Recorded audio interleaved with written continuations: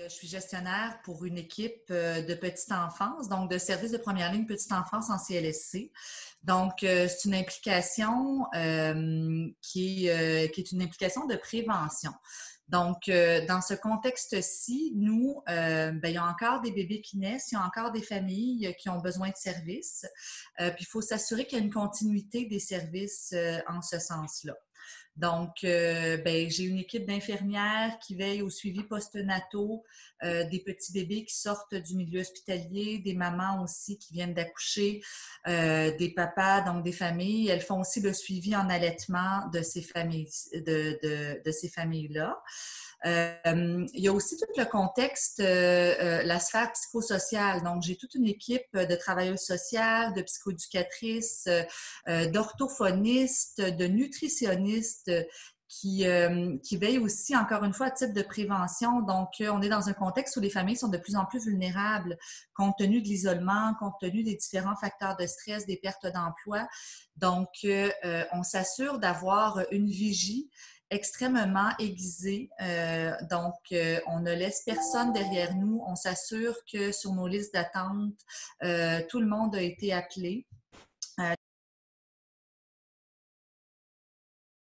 Ben, moi, je vous dirais que d'un point de vue de gestionnaire, je vois à quel point c'est important d'avoir une équipe qui est mobilisée, une équipe qui fait confiance, qui a une confiance envers son gestionnaire, mais aussi envers l'organisation puis envers tout le réseau. Pour moi, la mobilisation, ça passe aussi par la considération. Donc, moi, je trouve ça très important de considérer tous les employés terrain. Donc, je tiens à souligner à quel point mes intervenantes, là, je dis intervenantes parce qu'elles sont en majorité féminines, Mhm. mais mes intervenantes et intervenants qui pratiquent avec grand courage. Donc, ils ont peur, comme tout le monde, d'aller travailler. Nous, on continue à aller dans les milieux familiaux. On continue à aller voir les mamans qui viennent d'accoucher à la maison parce qu'on veut éviter qu'elles se déplacent, on veut éviter qu'elles se mettent à risque aussi.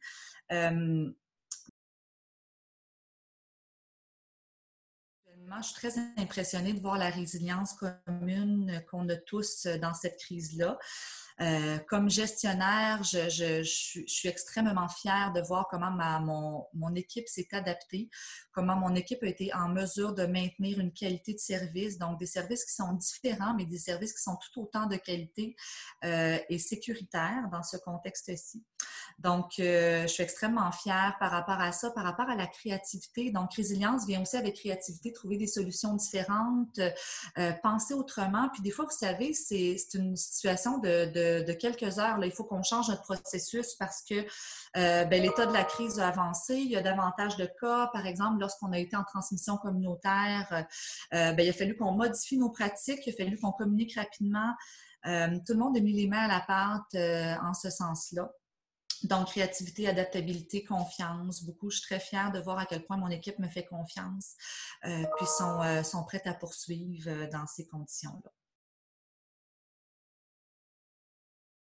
J'ai une collègue qui disait hier, qui faisait l'analogie avec le marathon Mhm. versus le sprint. Puis c'est vraiment dans cet état d'âme-là que je suis, où là, je pense qu'on entre dans une période marathon. Il faut qu'on soit économe, il faut qu'on soit économe de nos ressources, donc prendre soin de nos employés. Moi, dans mon équipe, on a permis que les gens prennent leurs vacances. C'est les fériés de Pâques qui vont les prendre, donc ils économisent leur énergie. Donc, on va vraiment s'assurer que tout le monde soit prêt pour un marathon à long terme aussi.